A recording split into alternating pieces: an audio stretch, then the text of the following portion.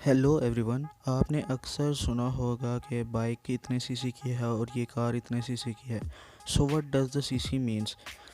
आज हम इस पे बात करेंगे। सीसी की एब्रीविएशन तो अक्सर लोगों को पता ही होगी, यानी क्यूबिक सेंटीमीटर।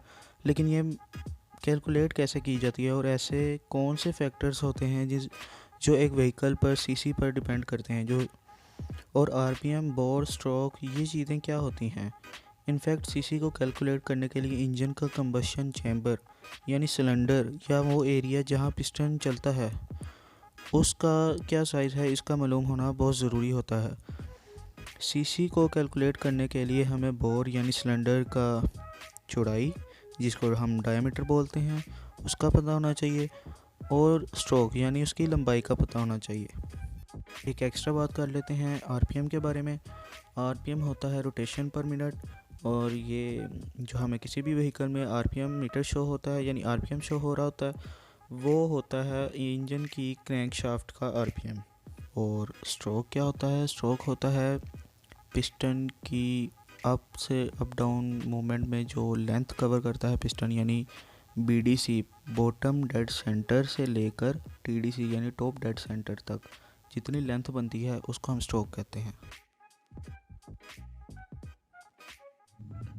तो अब हम बात कर लेते हैं कि सीसी को हम यानी क्यूबिक सेंटीमीटर, जो इंजन की एक कैपेसिटी होती है, उसको हम कैलकुलेट कैसे कर सकते हैं।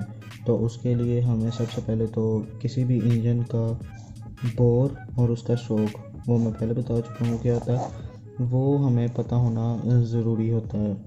तो फ़र्ज़ करें मैं अपने केस में यहाँ पे ले रहा हूँ, एक पाकिस्तान में एक आम सी बाइक होती है GS 150, उसका इंजन 150 सीसी कहते हैं होता है। तो आप देखते हैं कि उसकी सीसी में हम कैलकुलेशन कैसे कर सकते हैं।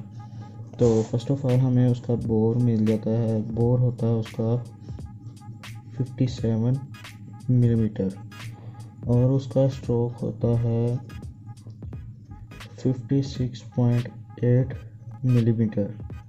इनको हमने सेंटीमीटर में कन्वर्ट कर लेना है, वो 10 से डिवाइड करेंगे तो 5.7 बन जाएगा, 5.7 सेंटीमीटर, और स्ट्रोक बन जाएगा 5.68 सेंटीमीटर। और सीसी का हमारे पास फार्मूला होता है π/4 मल्टीप्लाई बाय डी का स्क्वायर, डी यानी डायमीटर, डायमीटर यहाँ पे हमारे पास बोर है, मल्टीप्लाई बाय स्ट्रोक यानी एच होता है, एच डिनोट करता है स्ट्रोक की यानी लेंथ को।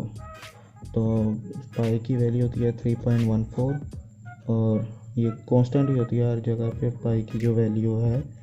और डायमीटर की जगह हमारी ये बोर की आ जाएगी वैल्यू 5.7 का स्क्वायर, और साथ में लेंथ यानी हमारा स्ट्रोक तो वो होगा 5.68।